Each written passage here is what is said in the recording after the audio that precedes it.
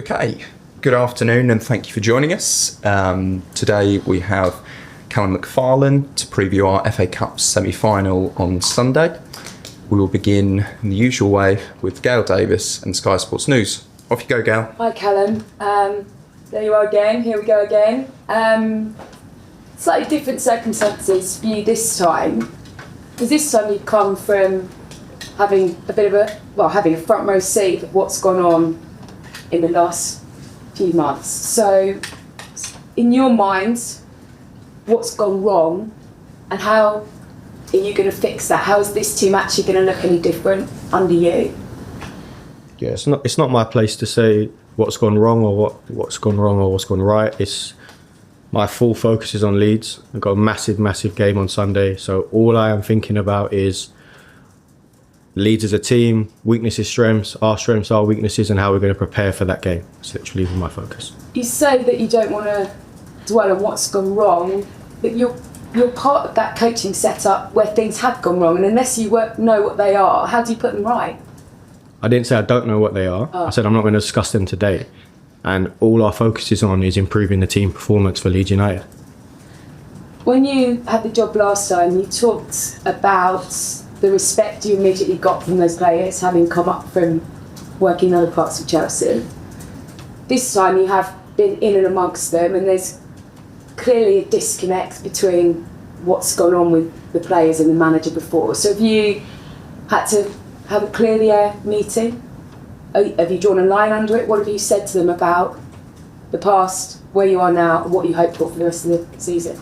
We haven't had a clear the air meeting. We have got the group focused for Sunday, spoken about the game plan and how we're going to approach the game both in and out of possession. And it's really important that we have a real focus for the game on Sunday. We can't be thinking about anything else. What's gone on in the past doesn't need to be spoken about. It's just everything geared towards Sunday. You say that, but when the level of performance was what it was against Brighton, I mean, you know better than most what those players are capable of, and you know what you saw. Is there anything within that needs addressing to lift the mood? Yeah, we definitely need to improve the performance. The performance against Brighton wasn't good enough, we know that. And it's about trying to figure out the reasons why from a technical and tactical perspective and make sure that the group are in a better place to execute the game plan on Sunday. Technical and tactical is one thing. The mentality of these players and playing at the level that we know they can is something completely different. How big a part has that played over the past few weeks, that mentality of playing for the club and the manager? Yeah, there isn't any. I'm not saying technical or tactical is more important than physical, psychological, whatever you want to call it. They're all important, and we need to make sure we're right in every area for the game on Sunday. It's playing a really good side, and we need to be at our best to beat them. Have you spoken to Liam?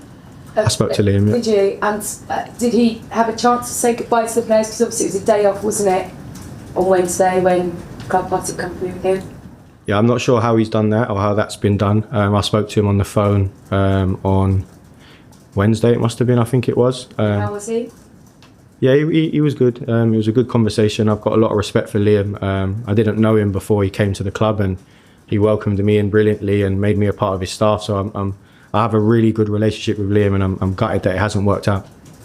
And I just wondered, it was Man City away last time before, he wasn't it? It's Wembley this time, huge game for the club. Have you got many previous visits to Wembley? Have you been there? Have you coached in some sort of other capacity there? When was the last time? No, I haven't coached at Wembley. I've been to Wembley. I was at Southampton when we got to the playoff final, so that was probably the most recent time I was at Wembley. And how much are you looking forward then to what lies waiting on Sunday? I mean, we talked about how incredible it was for Man City away and taking on Pep. I mean, this is huge again, isn't it? Yeah, everyone's excited. The whole group, the whole club. It's a massive game. Great opportunity to get to an FA Cup final. It's why you do the job we do. So yeah, we're all really excited and looking forward to the game. Thanks, Gail. John? Hi, Callum. What did you make of the performance on Tuesday night? Because it looked like the players weren't playing for the manager or the coaching staff, which has to be a concern, isn't it? Yeah, the performance wasn't good enough. Everyone associated with the club knows that. The players know that. And I thought Brighton were very good on the night, and I don't think they've got enough credit. I think they're in a really good place. They're a really good side with a really good manager. But our performance wasn't good enough, and we're going to address that on Sunday and make sure that we perform to our level that we know that this group's capable of. Is that a fair assumption that the players weren't playing for the management? And if that is the case, how do you turn that around and improve that? Yeah, who's to say? Like, it's not anything I would comment on. What's the biggest challenge do you think we've got now? Making sure that the lads are prepared for the strengths of Leeds and making sure we're ready to expose the weaknesses. And there's still a lot of belief in this group. This group's had, I know it's been tough recently, but we've had some good games this year, good performances against top sides in recent history. So there's a lot of talent. Some of those players in there are some of the best players in the world for their position. So there's still a belief within us. We can turn this around and get our season back on track. It's one of the hardest things, getting everybody on board and believing in you and what you're saying and your philosophy. No, I have a really good relationship with the players. Our process will be the same as when I did interim before, and I work the way I know how to work. And everyone's on board, and we're ready for Sunday. How will it be different from what Ian did? Will we see a difference in the way you want to play, or will it be pretty similar? I don't think I'm going to talk tactically today. I'll keep that private, but we're ready for Sunday. Thanks, John. Simon? Hey, Callum.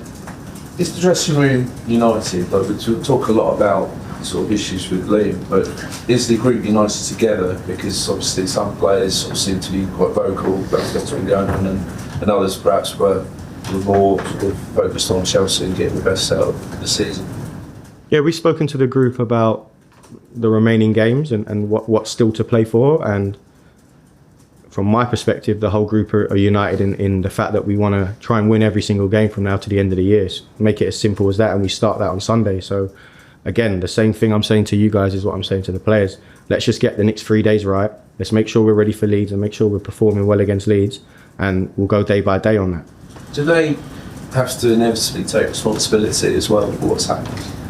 And this is the chance for them, they've got to answer, provide an answer and prove themselves. What's happened, sorry?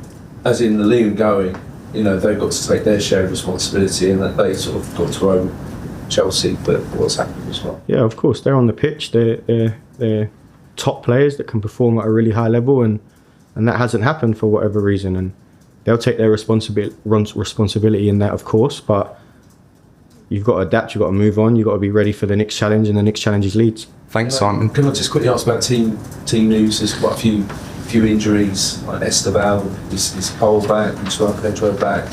Any sort of guidance on the players that Yeah, Estava unfortunately won't play for us this season. He's going to be out for a little bit of time, so that's really unfortunate, especially for someone so young and so talented. But we're here to support him and be around him.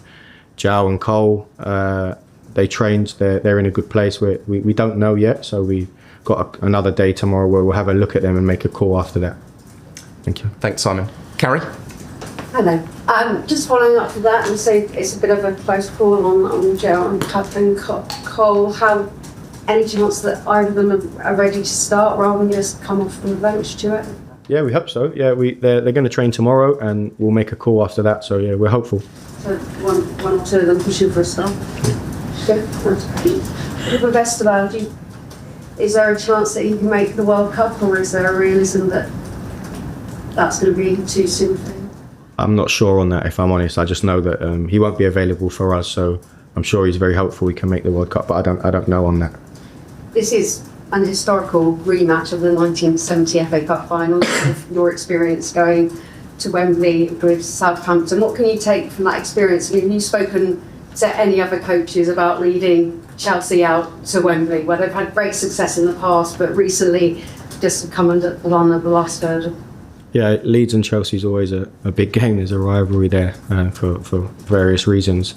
I haven't spoke to anyone about what it's like to lead a team out in Wembley. I just, for me, it's just a game of football. It's 11v11, and you try and make it, just like last time, you try and make it as normal as possible and stick to your day-to-day processes to hopefully get the best performance and result.